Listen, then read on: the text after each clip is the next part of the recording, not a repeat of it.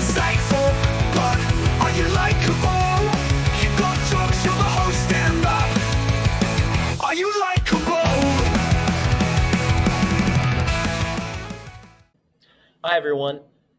Our guest this week is Corey McEnroe, who is the host and the founder of the Julien's show, Julien's Mic, which is bi-weekly every Friday. A lot of episodes, you kind of have to ask questions. This is when you're hosting a podcast. You have to ask questions and kind of keep the conversation going. Fortunately, Corey has an amazing story. We get to the comedy at the end, but I encourage you guys to listen to this episode and maybe pay attention to the story, because the message is fantastic. Everything is really beautiful in this story. I really hope you enjoy it. I have listened to this a couple times. It's very motivational for me. It's not necessarily like a comedy talk, but we get to the comedy talk. Corey's backstory is pretty interesting. So I really hope you enjoy this episode as much as I did. And please give Corey and Julien's a follow on Instagram. Check out these shows. And please just like the episode. Comments on, what you took from it. It's pretty cool. Yeah, man, I've always been comfortable performing and being on stage, but I grew up an athlete. My dad is a really good basketball coach. He's one of the most winning basketball coaches in the Hudson Valley area. He coached at Weebatuck, Millbrook Prep, and then he coached at Mount St. Mary College. Oh, sick. Yeah, so Tyler and I, my brother, when we grew up, man, we would be going to college basketball games and being the water boy on the bench and shit. So Yeah. I always grew up being an athlete, but I had this other side of me that was, perform and act and be funny, and I can rap. I've made a bunch of rap tunes with my friends. I've always liked acting. That's why I ended up in LA. I left the job that I just recently left again, because I came back in a giant circle and ended up back there.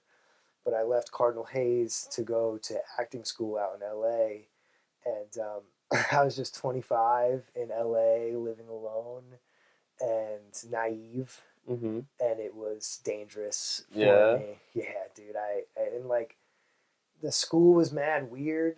We only had 3 acting students, but then we had 7 or 8 film students, so it was more gauged towards the people behind the camera. Mm-hmm. And the acting students were me, who was raw and intuitive and had done it here and there, but wasn't super trained. Then we had this dude Tony, who was pretty much Spanish as a first language and was using acting to help him get better at speaking English. So okay, that's not a bad idea. Yeah. But not ever thinking I'm gonna make this a career. It was almost play for him. And then we had this other girl whose dad was in the pharmaceutical department at Ohio State University, so she was brought up in that environment her whole life, and had been doing and had been doing theater since she was in first or second grade. So we had expert, intermediate, novice in the class, and it just was a really odd grouping and bunch, and we did not gel. And they ended up closing the program 6 months after it started. It was supposed to go a full year. And they just gave me my refund in cash. And I was 25 and had $2,200 in cash, and definitely had probably a whole month of January of 2014. So 12 years ago last January. Or 12 years ago in January. And I say 12 years because that's how the Chinese zodiacs move. There's 12 animals. Okay. So 12 years ago, we were leaving the year of the snake, going into the year of the horse, which is what we're doing now. That's how my mind thinks all the time, is how the spirituality and the stars play into everything. So 12 years ago in January, I was getting fucked up every weekend with my boys, and we went to Vegas on Super Bowl Sunday weekend to see Skrillex, and I bought us all suits. Hell yeah. I was if we're going to Vegas, I'm bringing suits. We're all wearing suits. We went and got them all tailor-made. What kind of suits, though? Were they tuxedos? Yeah. Fucking clean suits, You had to go see Skrillex in tuxedos? Yes, dude, this is the best part. So in Vegas, when you want to go to one of the major clubs, we were going to the Wynn, all they want to do is sell you bottle service, table service. Mm-hmm. But we did not do that. I wasn't paying that much bread, and I'd already paid so much bread to get us down there, hotel, everything. So we had just bought tickets, and we're waiting in this huge line that goes like a fucking bank line. You know what I mean? Like a huge zigzag line. And this dude just opens up this side glass door, and he goes, "Hey, did anybody just buy tickets?" And we're like, "Yeah, us." And he's like, "Come with me." So we go in this glass door that has these glass walls, and everybody sees us in suits get pulled out of line and just brought right to the front. But it was only because we didn't want to buy a table. So, that's amazing. So everybody was like, "Who are those guys?" Yeah. And then they just let us cut the line, and we were into the club. And they go, "Okay, go have fun. Like you're not getting a fucking table, so go fuck yourself." Amazing. But yeah. So I was in fucking LA doing acting and trying comedy, and like it's crazy because I'm a big Kill Tony fan, and Kill Tony was starting in West Hollywood when I was there. Yeah, at the store. I did not know it was happening. You know, like my time ended there. I ended up coming back here in 2014, coaching baseball. At Weebatuck in 2015, me and my dad and his two buddies, we were the Dutchess County Baseball Coaches Association Coach of the Year, like as a group. We had a team that went 15-3, and we had 7 all-county players, and 4 kids were all the runner-up for Player of the Year, which was just like... that's really cool. We went bananas. It was like the coolest thing. And then my brother and I wrote the book about the numerology and astrology. We were in a country, did all that. Got into a big fight about it because we were 18 months apart, man. We would like share friends all the time. We'd always beef. And then I stopped doing that with him. He just started trapping. What's trapping mean? Selling drugs. Oh, okay. I didn't know. I always heard the term like thirst trap, but I was like, he's not selling his body. Thirst trap is like when girls post scandalous shit on the internet. They're trying to get you. Yeah. I knew that. I just like I didn't know what trapping meant. Trapping is like rolling around and you got 2 different phones and one of them's a burner phone. Like trapping. Okay, Kevin Gates. Yes, 2 phones. So, yeah, exactly. So. Then I was playing men's league baseball in Hudson Valley, bro, and I was mad nice again. And I was 27, and I knew how to play baseball better than I'd ever known how to play baseball. And there was guys who would play in the Hudson Valley League that were taking summer ball from college so they could pump like upper 80s, low 90s. And I would give these guys fits, dude. So from 27 to 28 to 29, I tried to play professional baseball again because obviously I was trying as a child. I went to college for baseball, and bro, I tried out for the Phillies at 29 years old. Hell yeah! What is the normal age people try out for that? So you can't. I found out the hard way. You cannot play professional baseball if you're a position player and you're over the age of 25 unless you've already had professional experience or you're literally as big as the house. Really? Yes. Why do they have the age cut off? Because it's all about, they want your youth and like it's all about an investment. So like me being 29, even though I was in fine shape and I'm 37 now, I mean, obviously this happened, but like, before this happened, I was a spring. You know, I'm still mad fast and springy. I just have half a hand. But I was ready to go. But they were like, bro, we can't invest our money in you. Really? Like look around the tryout. Everybody's 18, 19, 20, and 21, and they're giants. So it would have been different if I was built different, if I was 6'2", 210, and I just bloomed late. But I'm already small as it is. I'm like a really unique type of baseball player. And they would have had to have just been like, we think you're it. But I was 29. They were like, come on, bro. They were really nice about it. And like, shout out to the Phillies for being like super. Shout out Phillies. Yeah, super chill. They're watching probably. They will. They will. Yeah. Like, yeah, we hooked that guy up with a great tryout. But yeah, man, then I did not know what to do with my life. And I tried to be a personal trainer because I was good with, coaching and athletics and stuff. I started working at Crunch Fitness on Route 9 since 2019. And on Route 9 in Poughkeepsie? Yep. Yep. Oh, sick. Yep. In 2019? Yep.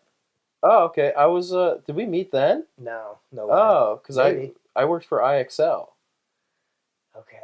Yeah. I was really short stint there. They did not. Okay, They okay, did not 'cause like me. IXL owned the Crunches. Okay. Yeah, Yeah. same guy. Yeah, yeah. Yes, they did. Yeah, Yeah, but I yeah. used to go to Crunch all the time for a So monthly meeting. they hired me because I told them I had just tried out for the Phillies a couple months ago, and they were like, well, we had played this company softball game, and we really want Oh, you. you dirty motherfuckers. Yeah, they're like, we really want you. We'll Yeah, win. we definitely met that. No, Did you because play in that game? I never played. Ah, I never played. okay, cool, I never cool, played cool. because At Wilcox Park. yes, Yeah. because they did not fuck with me after 3 weeks, bro. They did not fuck with me. My energy, which you've gotten to know now in the like 2 months of hanging out with me a little bit more, my energy is very intense for some people, and it's not like I'm so against the grain. I actually hate gyms because it's very dead energy. I would always find myself on the bike trying to like create my own energy. I'm all about calisthenics and agility and just like force momentum, like big pops of energy. So I like corrupted one of their personal trainers by being like, this place is a fucking joke. Like you can make more money on your own, and like there's more to life. But also he had just started getting background gigs with HBO because they were coming up to Wappingers to shoot I Know This Much Is True with Mark Ruffalo. Yeah, my dad donated trucks to that. So they needed people who looked like Italian immigrants. And at the time I had a beard and I had long hair, and I sent the casting director a selfie, and they were like, you're in. So I don't know if you know this about the world of Hollywood and TV, but if you get a union voucher, if you get 3 union vouchers, you can legally enter the union, the actors union. Oh, that's cool. Yes.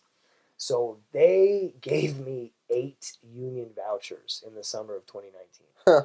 They were like, please come back. Like, you're on our list.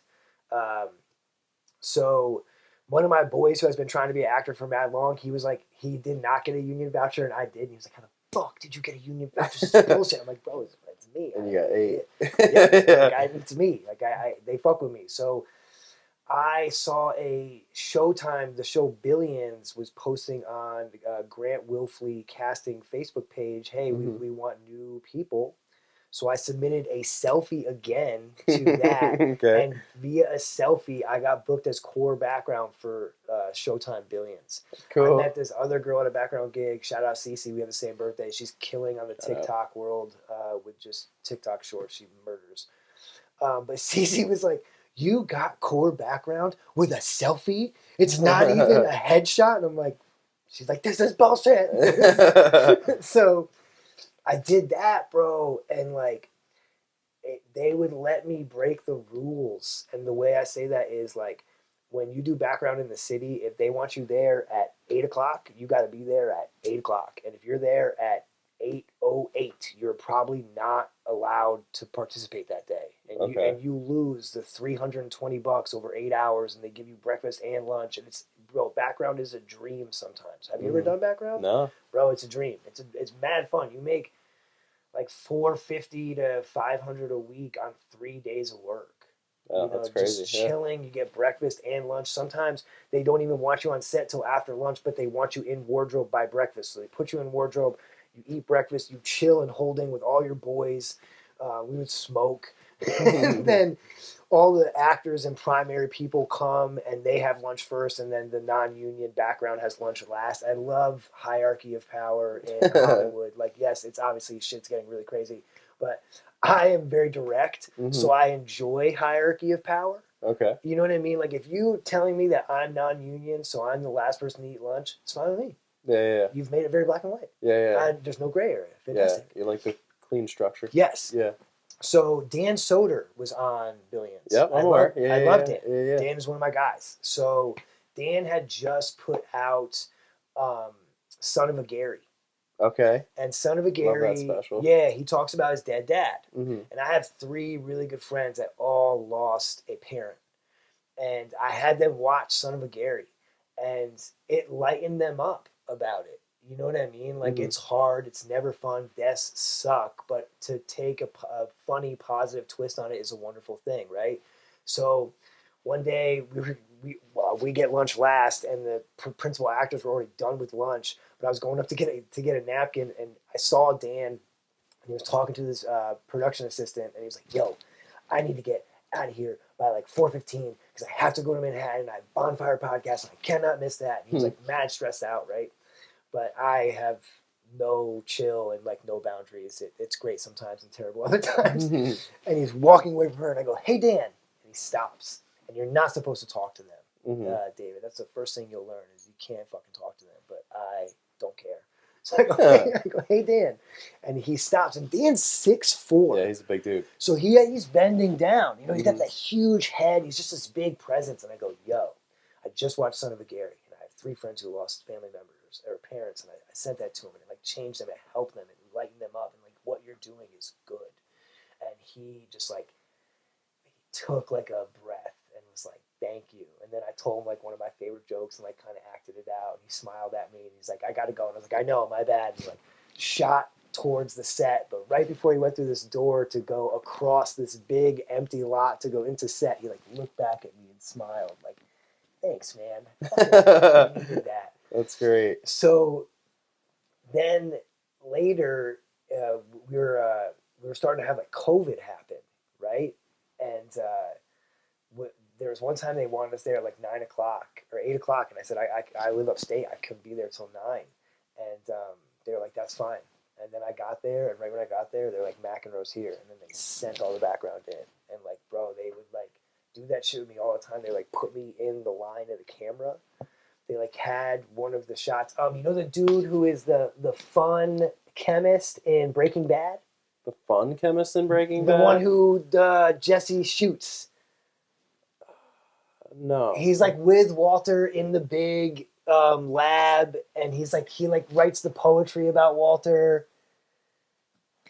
Dude, no, I don't. The lab is where they had the fly, right? Yeah, the fly episode. Yeah. Okay. There's like a chemist. Fun chemist. There's a chemist. He's like nerdy and like short and has like curly gray hair. Okay, but he's like a super fan of Walter. Yeah. Yes. He is in Billions. Okay. And he's mad cool. I love that guy. He's a super nice guy. And he was like, there was like a crew guy that was like super aggressive towards one of the background people one time, and he like got that guy fired right away. He came up to him. He's like, "That's bullshit. You guys are awesome. You're lifeblood of this fucking place." Like, because bro, there's like 30 background people like in this office, and we're all like working for this finance company, you know. But he was like coming downstairs one time, and I was right in the shot, and they made sure I was right in the shot, and they put that as their Instagram promo for the upcoming episode. So like, bro, going into 2020, I'm buzzing. I'm like, yo, I'm gonna get brought up as a principal actor. Like they're grooming me. You know what I mean? And then COVID happens. Yeah, dude, that sucks. Fucking kibosh everything. And I was shoveling shit. I was working on a compost farm. Hi, everyone. Thank you for listening to this week's episode. If you are listening with just audio, or if you are checking us out on YouTube, please, either way, we do have I have my own personal YouTube, which is at David Stickle Comedy. If you can check out there for like comedy clips and, actually this podcast, or if you want to just follow the podcast's Instagram, at Likable Pod on Instagram, at David Stickle Comedy on Instagram if you want to follow me as well. Every bit goes a long way. Thank you all for listening. I really appreciate it. Also, follow Radio Free Rhinecliff as well if you aren't already on Instagram. Thank you. Happened, right? 2020 happens. I'm done background. I'm shoveling compost for my uncle's compost farm, McEnroe Organic. Literally, like we shovel hot compost. Yeah, you're shoveling shit. Like, I went from eting lobster at lunch for free to shoveling shit. Like the polarities was crazy. So, Hollywood, dude. It's wild. So then my wife, girlfriend at the time, she was like, I want to go west. And when I first went west to California in 2013, she was supposed to come out with me. But then I got super fucked up. It was like, I need to come home. But she went anyway. She's like, I want to move out west. So she moved out west. We took 3 years apart. dated other people, and they came back into each other's lives right when I was trying out for the Phillies. Mm-hmm. So she had been with me the whole time now, and she's like, I want to go west. And I'm like, my mom lives in Tucson, and like Arizona's big on baseball. I'm really itching to coach baseball again. So I called my mom up. My mom's like, you should email this big baseball facility. They have 10 baseball fields there called Keno Baseball Facility. So I emailed the guy. Turns out the guy is from Beacon. Oh, sick. Okay? Yeah. And right before I email him with who I am in my resume, this club program, emailed them and said, hey, any coaches that hit you up, we're trying to expand. Let us know. And the guy goes, this dude from New York just did. So, bro, I emailed them, and 3 hours later, Tucson was like, we have a job for you right now. Dude, and that's I'm crazy. like, I'm in the back of an 18-wheeler loading compost pallets. Like, I have a job, a coaching job at Tucson? Like, what the fuck? Yeah. It was insane. I'm like, I guess I'm moving to Tucson. Like, this just happens, right? So my wife gets a babysitting job because that's what she did out in California. She got that like over this like nanny website along the way. We both had jobs going out there. Fucking packed our 2 cats in the fucking car and drove all the way across the country 3 nights. And got to my mom's and stayed at my mom's. And baseball would just go up and down, man, because my wife came back with this saying from the West Coast. West Coast people are kind but not nice. And East Coast people are, no, I'm sorry. West Coast people are nice but not kind. And East Coast people are kind but not nice. Okay, yeah, that makes sense. Yes. Yeah. And some of the West Coasters did not appreciate my very blunt style. Yeah, You know, yeah. I'm just too Italian for people sometimes. Yeah. Just too like, yo.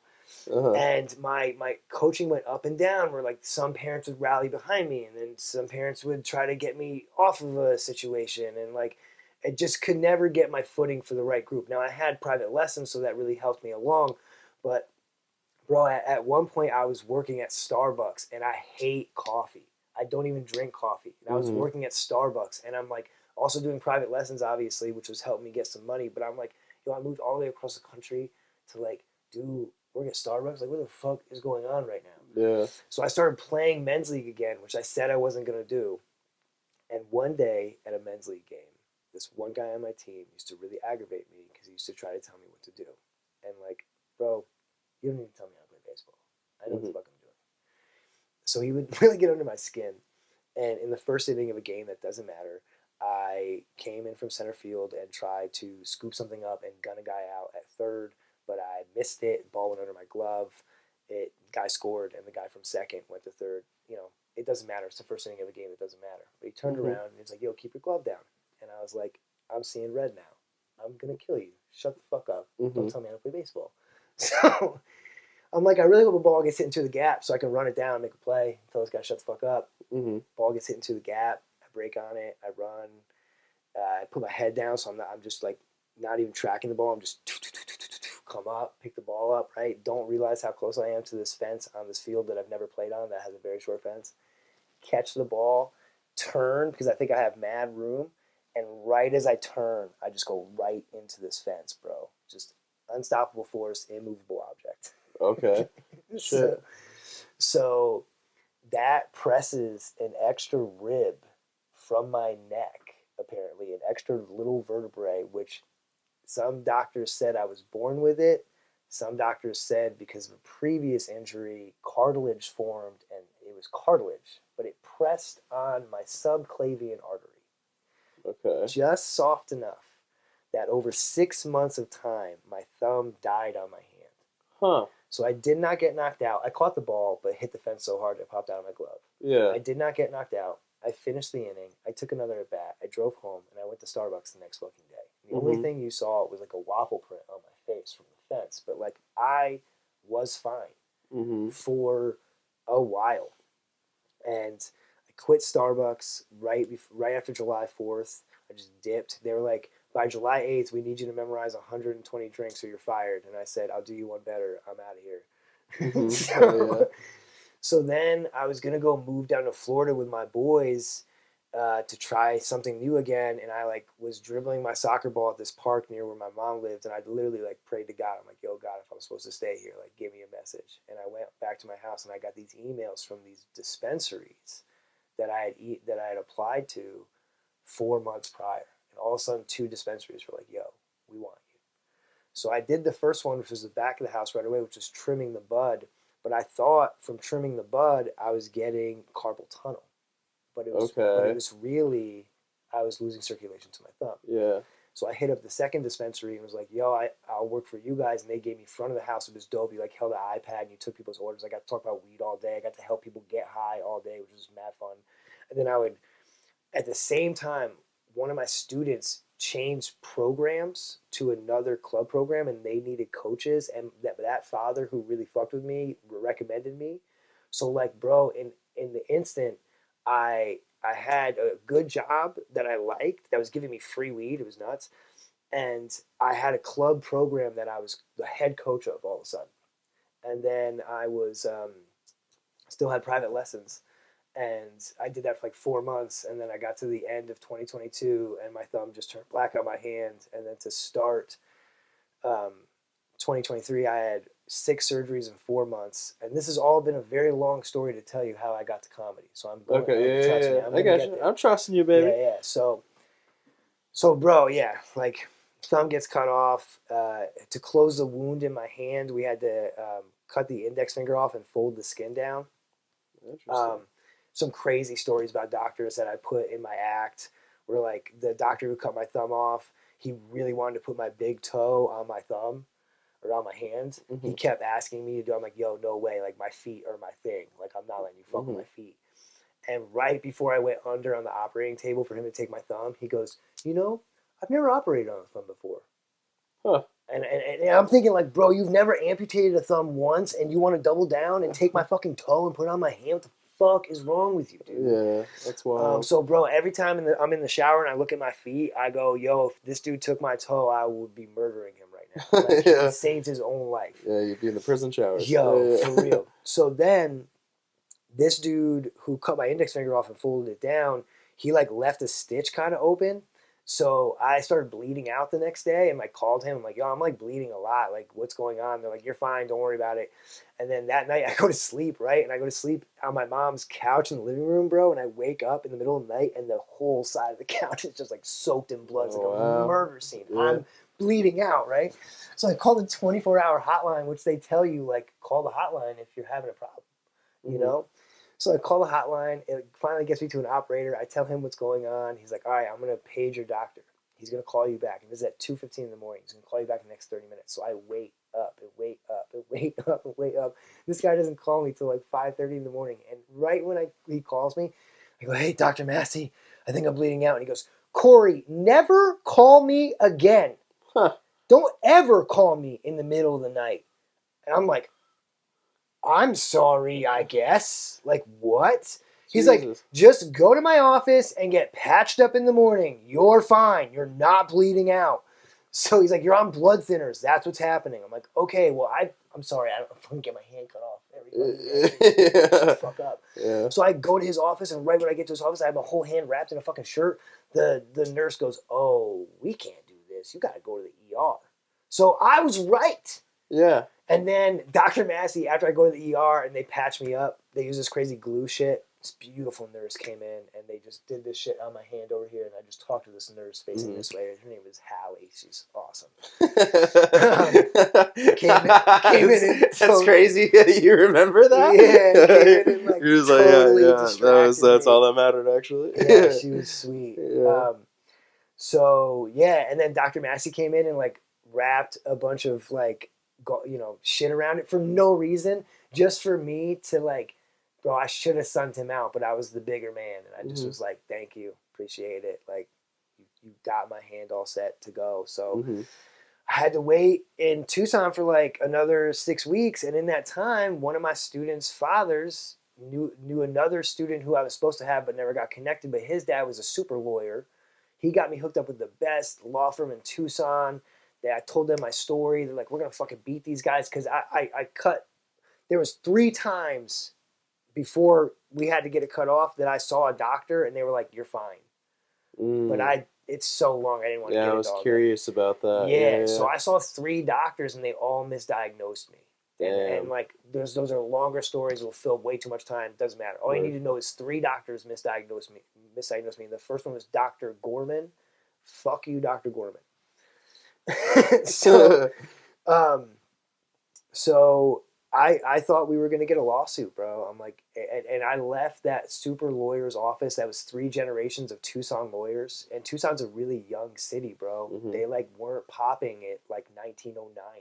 Okay. They were not. I'm telling you, they were fucking straight dirt roads for mad long. They were uncivilized or unfound down there. It's like you're right by the border. It's a wild little place. So to have 3 generations of grandfather, father, son of lawyers, you know, they were like, we're gonna get these guys, right?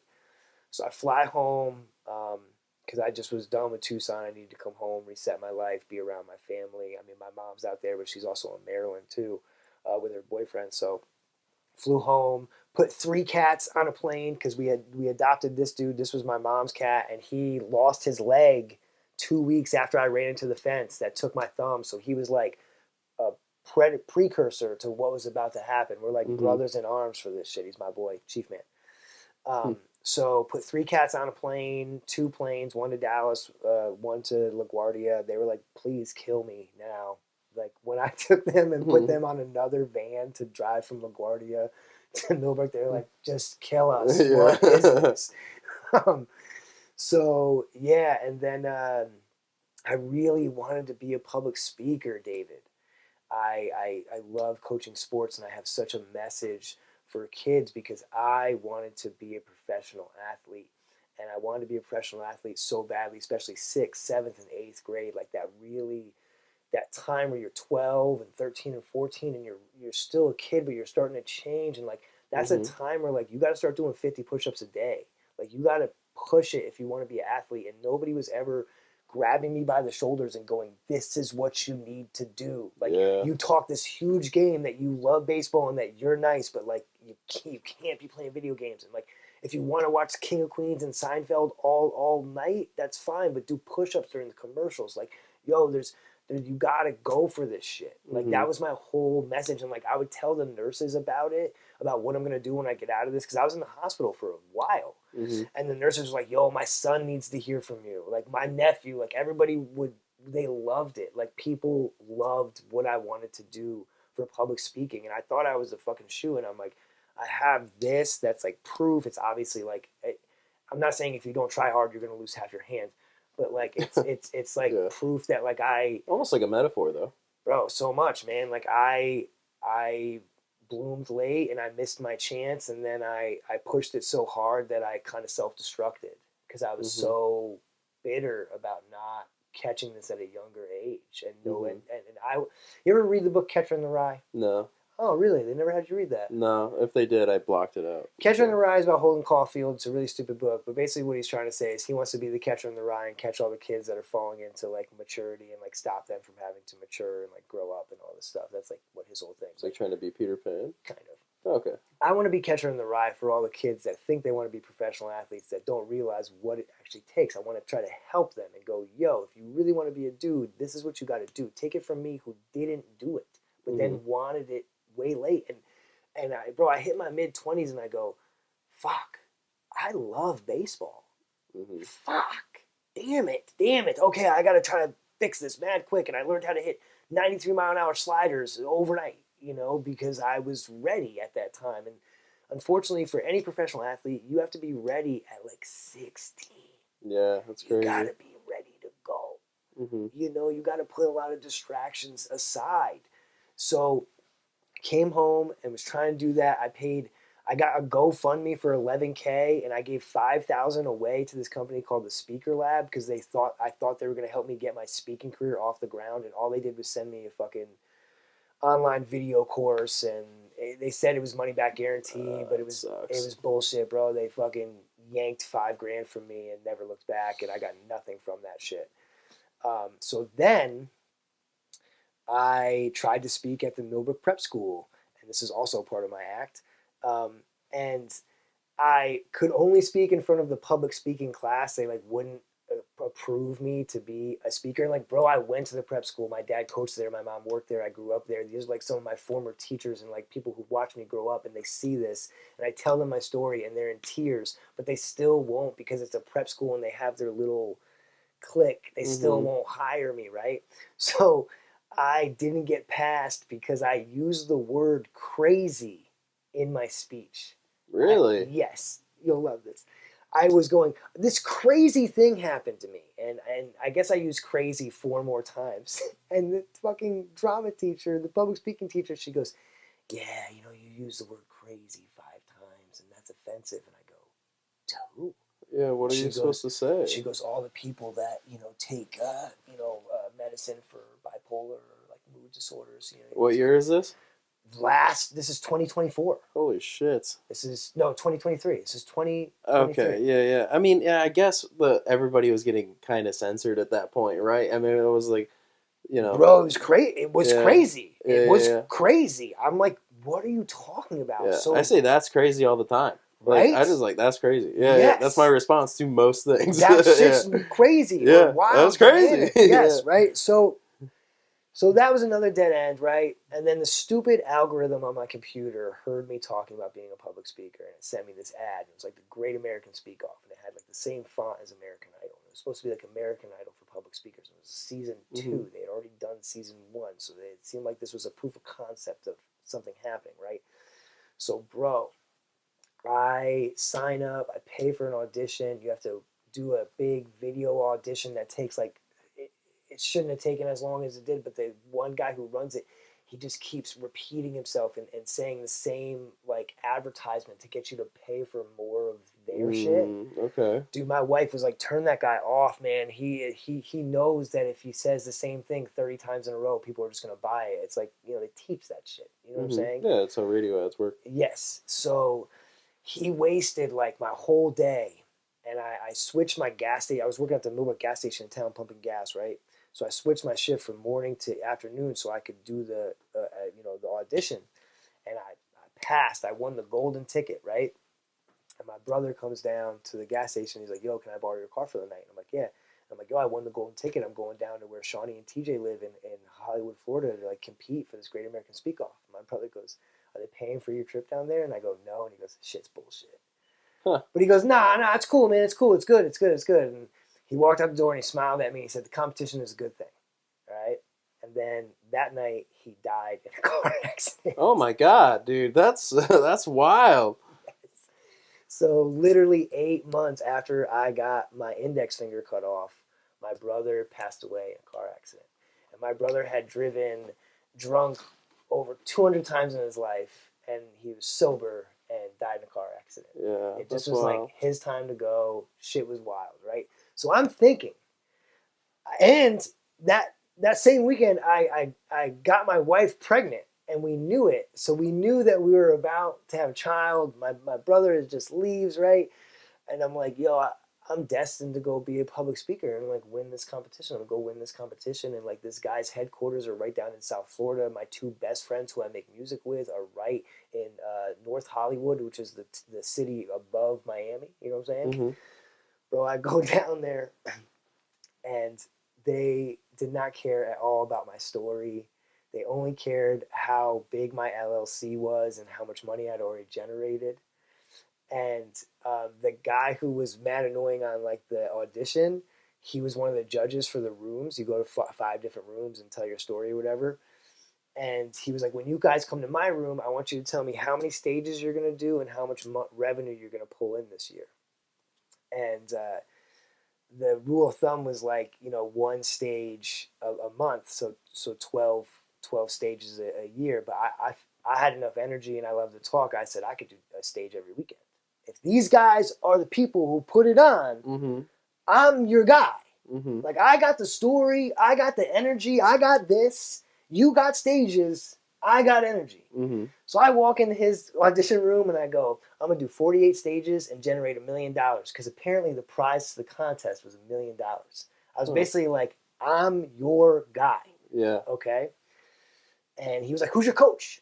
You gotta have a coach. You gotta have someone training you. I'm like, what are you talking? I know my story. I know how to tell my story. He wanted me to pay for their coaching, right? And then they everybody, like all the contestants, got a honorary coach for the weekend, but that coach was just trying to sell you on paying for their coaching. Okay, so I wasn't buying that. I had already given the speaker lab $5,000. I'm out of money. I don't have time. Hey, Chief Man. Not a big deal. So, bro, they ended the first day with everybody in the auditorium, and they're like, "Yo, who's out here making money as a speaker already?" And people are like, "Woo!" And they're like, "How about all these whack-ass people in here who think they're just going to make it on a good story?" Like, literally. It's like talking shit right to your face. Right at me, bro. I was like, a simple no would have been fine.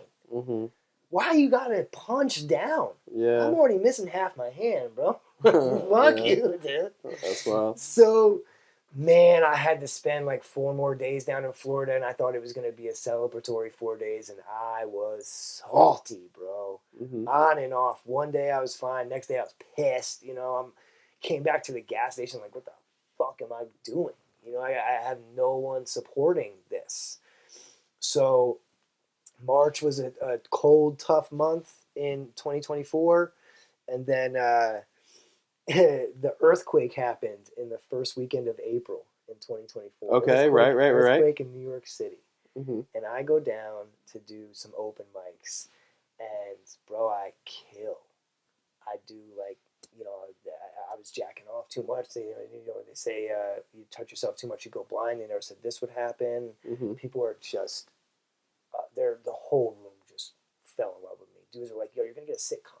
You got this. You're like, this. It was awesome. So, the next weekend, I try to go down, and I go to the wrong place. I go to the wrong Grizzly Pear. And then it was hard for me to find St. Mark's because it's like inside a building. You need to buzz them. Like, bro, the second weekend was the complete opposite of the first weekend. The first weekend was like super green. The second weekend was like super red. And then, I went down there on the weekend of 420, and I got there too late, and I missed sign up. And I'm like trying to come from upstate. For which spot? Black Cat. No, it's right next to Joe DeRosa's sandwich Comedians shop. on the Loose. Yes, Comedians on the Loose. Black Cat LES. Yes, Black Cat LES. Yeah.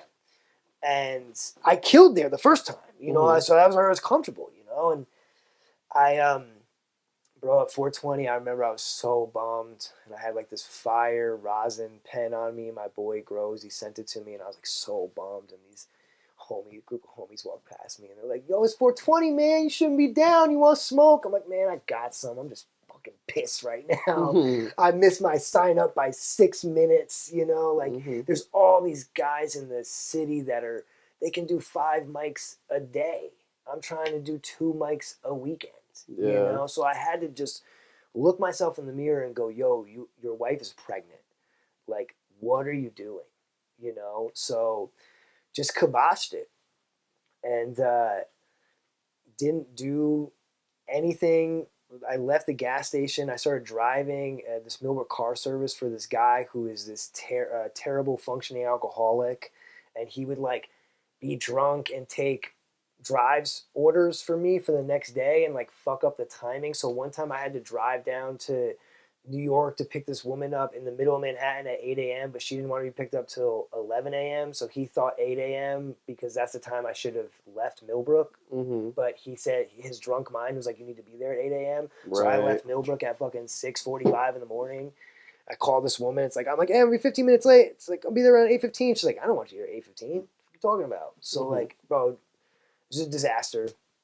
And then my son is born, and my car boss is on a 2-week vacation in Greece. So I like, when the cat's away, the mice will play. And I had been itching to do comedy. I had written more jokes about my hand. I wrote a joke one time about my hand, about saying that if I get too handsy and I lose the use of these 2 fingers, then I become the worst Wolverine ever. Yeah. And bro, when I wrote that, I laughed out loud. I wrote it in my head, I laughed out loud. My wife goes, what's so funny? I go, I think I got a really good joke. You know, and I love that about comedy. I love that, like, taking something that's real and making it funny. I'm not like a big comic who likes to stretch, because that's part of the art form, stretching it. But like for me, I just want to try to make light of what is actually happening to me, and that's why, you know, how things go for my comedy. But anyway, so I go down while he's in Greece, and I do the Midtown Grizzly Pear because it's the easiest one for me to get to, and I know how to do it. It became very routine for me. And like, bro, I went down and I had a 5-minute set planned. I had it planned, and I realized from the stuff that happened in April that the people laughed the most when I just did shit about my hand because it was so interesting. So I had 5 minutes on my hand. And I went out and I did 5 minutes and it crushed. And people were like, yo, you fucking got it. And you got the hand, like you got 5 minutes. So I was like, this is awesome. I have a type 5. And I put it on the internet. And my homie Dale, who is a local Hudson Valley wrestler, Hale Collins. Collins. Him and his boy go as the Now, I believe. But I was working at Planet Fitness a long time ago with Dale. He's my boy. And Dale saw my set and knows what has gone on with me. And Cal, who runs Laugh It Up, Dale owed Cal some favors for Dale teaching Cal how to do wrestling moves because Cal was thinking about transferring into that world. I'm gonna rock you, buddy, baby, baby. Say the hey. Oh, hey, did not. That's embarrassing. You guys caught me singing before my goddamn show dates and the interruptible. This is very exciting. We are on the this is going to come out, and the Joke Bomb is going to be this Friday, which is super exciting. Please buy tickets to that. We're trying a new format, and hopefully it's a big success. I'm running ads, and I really hope they're worth it. If I'm going to be honest with you guys, I don't want to lose money on ads. That would suck. And then next up, we've got 221. That's going to be the Croak Show in Rhinebeck. Headliner, Dan Madonia. Very excited to have Dan there. He's a silly goose. On 228, there's a show that I'm just going to move on from. Can't talk to you about it. On 313, Crow Rhinebeck. We're back again, and the host, or the headliner will be Lana Siebel, who Dry Bar Comedy, very funny person. I've seen this person a couple times. Fantastic comedian. On 314, back at the Joke Bomb. I don't recall off the top of my head who's on that lineup, but I know it's probably pretty good. I think Kevin's back, which is going to be awesome. So excited to have Daddy Kevin back. On 321, Union Street in Hudson. Excited for that show. We're piecing together a lineup for that one. It should be done by the time this airs, actually. Very exciting. And then on 425, very excited to tell you guys about this. Putting together a show with Don't Tell. It is going to be a new thing that they're trying to do. It's the All-Star Show, which is sounds really neat. Everybody that's on the lineup has been on Hulu before, at least from what I gather. Gathering. I'm not a hunter. I'm a gatherer. That's what they say about me. They're like, Dave is big gatherer guy. He gathers a lot. I'm gathering weight around my waistline as we speak. I haven't had lunch yet today. That's on my mind. All right, cool. So please back to the episode. Enjoy. Also, follow people on Instagram. That'd be super kind. Follow people on YouTube if you're watching on YouTube. Follow my YouTube. Follow Radio Free Rhinecliff on YouTube. Be a homie. And was like, yep, yo, you're putting Corey on. Like, no questions asked. And I don't know how much Dale liked, or Cal liked that. Okay. And I'm a very chipper person, and sometimes people hate that. Okay. So, yeah, I get that a bit too, yeah. Yeah. So I emailed Cal. I was like, thank you so much. I'm really excited. And I went to see Big J, and I went to see Dave Smith. Okay. Just to show support to the club, introduce myself in person, just try to make a good impression. And it felt like everything I did, it made him dislike me even more. You think so? Yes. Huh. So then my night of my show, Judy Gold, I was the first to go for Judy Gold. Kaylee was my host, and then there was this guy in between us that I don't. Who was your host? Kaylee. Kaylee. Kaylee. Our Kaylee. Oh, Stratford. Yes. Oh, Was really? the host. Oh, And that's how cool. I met Kaylee. Oh, how I that's met Kaylee. funny. Yes, Yeah. Okay. I love Kaylee. Very cool. Kaylee was great, and like the guy who was the middle, who was before Judy, he was a really standoff energy. It was like not friendly in the green room, and it was my first show, and like I'm just trying to shake the jitters, and I'm talkative, and he was like anti-talkative. You know what I mean? So he was like super cool. He does Netflix or whatever. I'm like, all right, dude, like you're in fucking Poughkeepsie right now. We're opening for Judy Gold. Like I got enough people to buy tickets pre-hand that Cal paid me. Yeah. And like I had like 25 to 30 people in that room. And Judy Gold did not pack it out. Yeah. Dave Smith and Jay Okerson packed it out. Yeah, well, it's that kind of space. Yeah. Yes. Yeah. So, bro, fucking Kaylee, I love her to death. She's the best. She messed up my name introducing me. And she called me Corey McIntosh. Okay, Macintosh. So I'm walking up and I'm thinking, should I fuck with what I have planned and I have my 6.5, 6:45 tight because I don't want to go over 7. I want to be respectful, or do I change what I'm doing and fuck with Kaylee? Huh. And I didn't. But what I wanted to say is, hey, Kaylee's non-binary, and I don't know which one of it was. I don't know which of them it was, but they messed up my name. Yeah. But I was like in the middle of thinking of that while I was already planning on doing what I had planned, And like, bro, it's crazy. Like, I should have not have been so robotic, and I probably should have been more loose and relaxed. But I went up there and I was nervous, and I wanted to be good. And Your first time though. Yeah. First professional show. Yeah, but still, I mean, that's And I was like that too. Yeah, I think everybody is. So I did decent. I like rushed my first joke, so like it took me a while to get through the turbulence, but I did decent and it went okay. But just like Cal never hit me back, and like I wasn't surprised. I was like, I don't know. It didn't seem like it was going to have good footing for me, especially with my son just being born. And I had decided to go back to the terrible toxic job that I just left because it was consistent money and it was stability, and I needed to kind of show my mother-in-law, who we weren't even living here at the time, like, bro, she's had this whole upper space for years, and it took us having a child and then him being with her for 3 months, and then Christmas break happened and my wife was off for 2 weeks straight because she's a bus driver, and the first day that she went back to work and he had to get watched by her in the morning, she was like, you guys should move in. Because, nice. oh yeah, you miss him now. You want us to be right here. Yeah. So bro, I finished.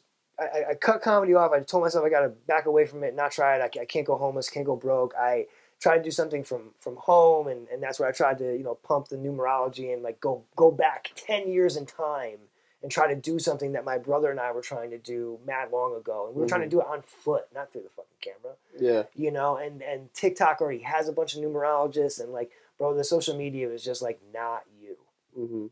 And I just kind of remember asking God like earlier in 2025, like around February, March, just going like, yo, I surrender. I don't know what I'm supposed to do, but like whatever you got for me, I'll just wait until you have it appear. And my boy, the one in Florida who I was going to move down with, he found this like wild thing that I was telling you about a couple weeks ago called day trading. And that's like been my main focus for, trying to make money. And in the same note of me mentally kind of making this transition to take that role as a day job, Kay from Julien's post on the Millbrook community website, hey, we really want to run comedy nights. Can anybody do it? And I just respond and I go, I'm your guy. Like, I grew up in this town, and like I can do this. I have mad time, mad material. I got you. I said I can do an hour if you need. Just kind of kidding. And not even 2 days after that, I was walking from work to the bus garage because I don't have a car and I have to go walk everywhere to meet my fucking wife. And I walked right in front of Kay, pulling out of somewhere. And she puts her window down. She goes, "Are you Corey? Are you the one who messaged me?" And she goes, "I'm Julian's older. I'm Kay." And I go, "Oh, yeah. Hey, what's up?" She goes, "Can you do it?" And I'm like, "Yeah. Like, I can do it." Like, and I was like, "I can do an hour if you want." Like, just kidding. Like, I got you, you know? And I went and I walked down my little trail and I smoked my blunt. And I didn't think anything of it, bro. And she messaged me and she's like, "We're trying to do this ASAP." ASAP. Yeah. And I got blessed, man. Like you are the, like trustee behind Julian's comedy happening. And like, just because of your network, bro. It's your network was so useful because your network has allowed me to book the show every time. And like, bro, the first night we did it, it was me, no card Mike, first time ever doing comedy, and then Gab, Gabe, and Kaylee. And I just said, do as long as you guys want. These guys want a 2-hour show, and they did as long as they could. And then, bro, I ended up doing 45 minutes after starting. Damn. After starting off with 10. Yeah. Like I did almost a full hour of comedy first time back from mad long, And I just was like, guys, I'm just gonna run through all this material that I have, and like so much of the stuff that I did in the second half, that 45 clip, was all stuff that had never been run in front of anybody, and it had only been run in my head. Okay. And it was just like, it was hitting. And like, I love comedy. I know that I'm interesting and I'm comfortable public speaking. And I think comedy's mad fun. Like when I was a mad little kid in like second grade, I would make everybody laugh at the lunch table and they're like, "You should be a comedian." But the lifestyle of comedy is so difficult and intense. And like, that's why I want what Julian's is, and like I'm so happy that we've been able to make Julian's for what it is because of you guys, and like everybody that you've had on this podcast and like will continue to have on this podcast is working way harder at trying to do comedy than I am at all. And that's why I love just hosting Julian shit, because I just get to start off and ramble. Like, bro, you weren't there last week. I have a bit on the Magic School Bus now. Okay. Because Scott, we have Scott, my son, watch the Magic School Bus, and like, you think that the most unrealistic thing about the Magic School Bus is that they go to outer space or like inside someone's stomach, but the real thing is that they have 8 kids in a major metropolitan public school class, like that. Oh, because it's only 8. Yeah, there's fucking 30 kids in those classes. Yeah. And then the fact that Miss Frizzle would get approved for a field trip every day, like, where's the superintendent? No permission slips. Yeah. Come on, where's the superintendent? So negligent school, dude. Yes, I love the fact that I can just use Julian's as this place to run whatever the fuck I want, because it's the show is for you guys. You know what I mean? The show is for bringing. I called her Ada, and she was so mad at me, and I'll never forget it now. It's Ada. I don't think she was that mad. Oh, second time around. Oh, really? She's like, "This guy doesn't know my name." Whatever.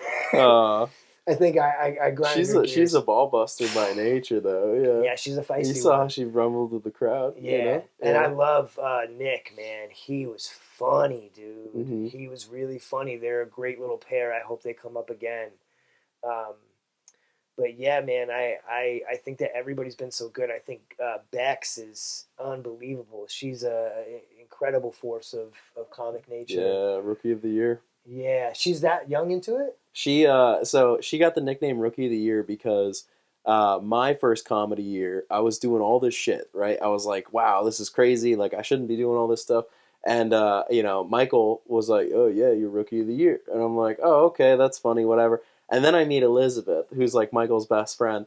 And then I find out, doing this podcast, that she had been doing this like 3 months less than I have. And she was already a feature act. And I was like, God damn it. Like, she's the real Rookie of the Year. Yeah, So. Some people have it, man. Some people can't. She's a beast. Yeah, they can't turn it off. And they have these great stories. And, like, that's what makes comedy for me, is just, like, being able to take your stories and, like, Like, bro, I can't get certain jobs because I have a petty larceny charge that won't get off my record.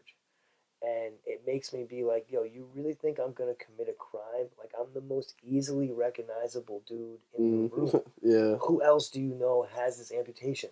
Mm-hmm. And if you know someone with this exact amputation, please let me know so I can frame them for a murder. Yeah. Yeah. Hell yeah. Like, I love comedy. Julian's wants to buy Copperfields next to Troop K. Right.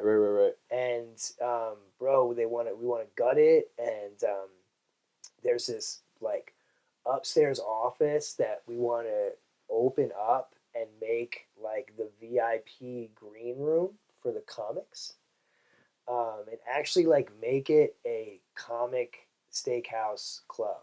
That's a cool idea. And like really sell tickets, you know, have the seating be specifically for comedy. Mm-hmm. And bro, once we get that and things start changing for me financially, I'm hitting up my favorite comics and saying, how much do you need to come up here? Hell yeah, dude. You know what That's I mean? a great idea. Because yeah. like then it's like, bro, I have like Soder come up, Jeff Dye come up, like I love James McCann. If you're a Kill Yeah, Tony yeah, I fan, know James McCann. I love Yeah, James yeah. McCann. I'll pay whatever he needs to come to Poughkeepsie, bro. And I don't think hang it's out that for the much. night. I know that's what I'm saying. Yeah. That's what I'm saying, bro. Like we came from this world of dubstep and EDM where like it blew up in such a way where like to try to book any of those acts was really hard. My brother and I used to have connects with the Loft and the Chance.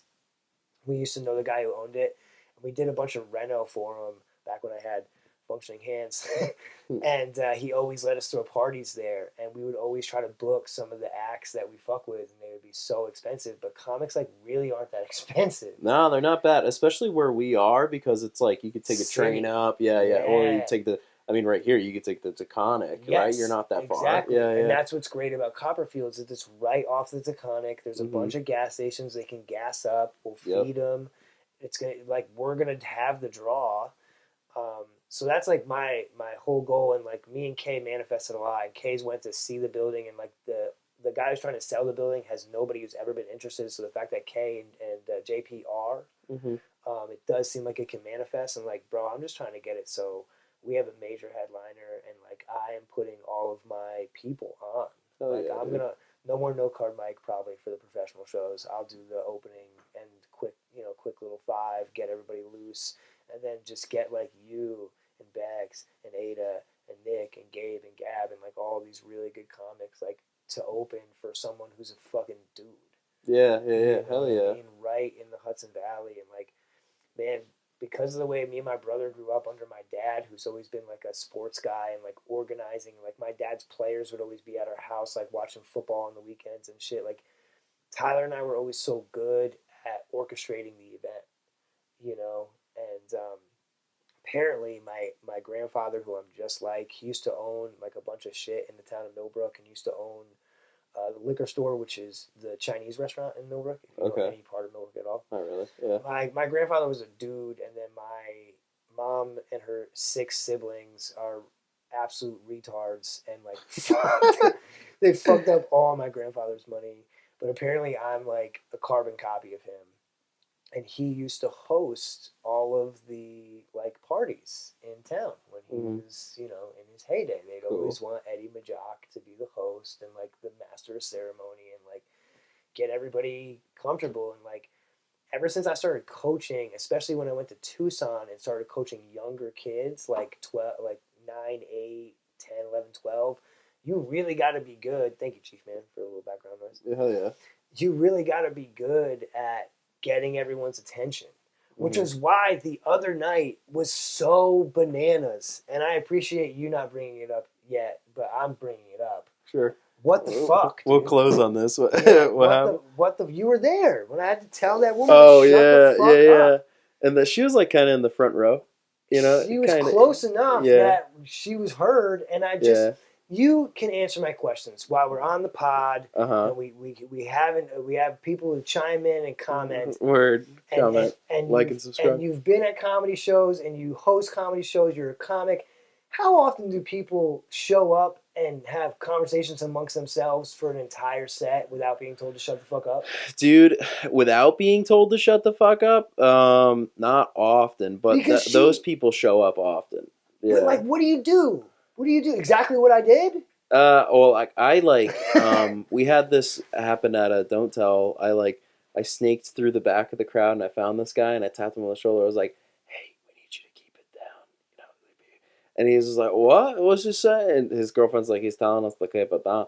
And then the guy in front of us was like, "Thank you." It was like one of those things. And like I went to the back of the room like immediately behind them and kind of like chilled for a little bit just to wait to see him like fuck up, and then I was gonna ask him to leave, but then like they just got up and left as a group. There was like 8 of them, and they got up and left in the middle of the show. Pretty disrespectful, so but gay. Yeah. You're such a tool. Like, why did you buy tickets? Yeah, I mean they didn't get refunds. No. But that was like the crazy thing about our shit, where I was like, "Yo, make some noise if you made a reservation. Like, if you wanted to be here." She was like, "Woo!" And I'm like, "You." Yeah. You chose to come to this. I feel like a lot of people. Behave? Yeah, a lot of people just don't know what a comedy show is supposed to be. Like the audience can interact. I mean, the whole thing is a conversation between the comedian and the crowd. Yeah. But like they don't understand. Like the conversation is like their laughter. It's not their facial expression, not them talking to us, having another conversation,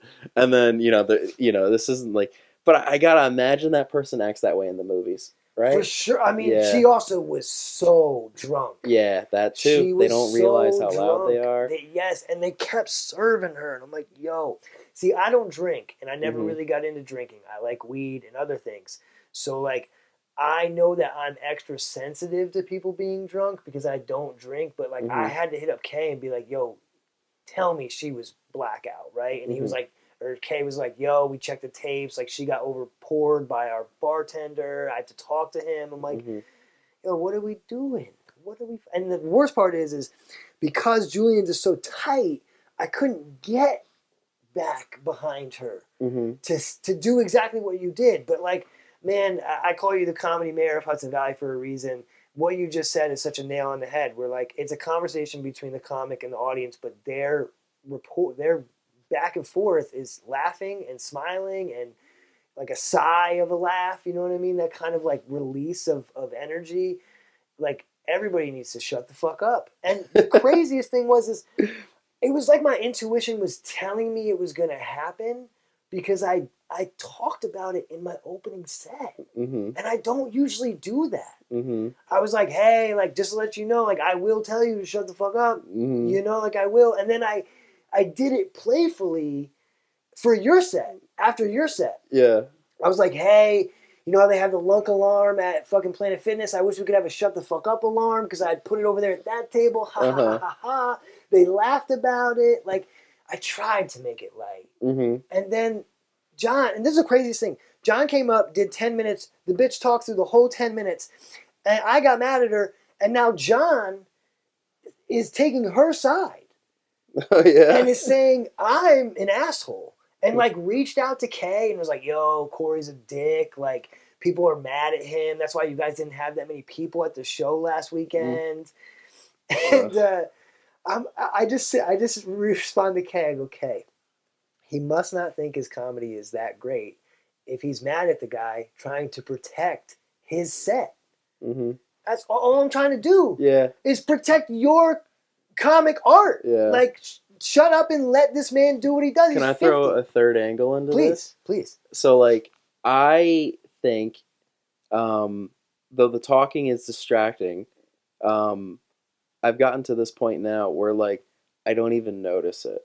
You know what I mean? So, I get that. And you didn't. So, you plowed right through it. But, like, for the comedians that are there at that time, honestly, it's more of a problem for the crowd than it is for the comic, or at least it should be, right? Yeah. Because the comic should be able to move through that. Yes. And that's a great thing for someone like Gabrielle to learn. Like Gabrielle is she's probably 6 months in or something like that. Yeah. Phenomenal writer. She's working on her stage performance. Yeah. Like, learning how to overcome someone not paying attention Yes. is like, so like a comic should see a situation like that and maybe not like wilt in that situation. You know what I mean? Like they should, obviously it's not ideal, right? sure, You want a beautiful crowd, Yeah. but you also should see that and be like, all right, I'm gonna learn a new skill today. Yeah, I get that. Yeah.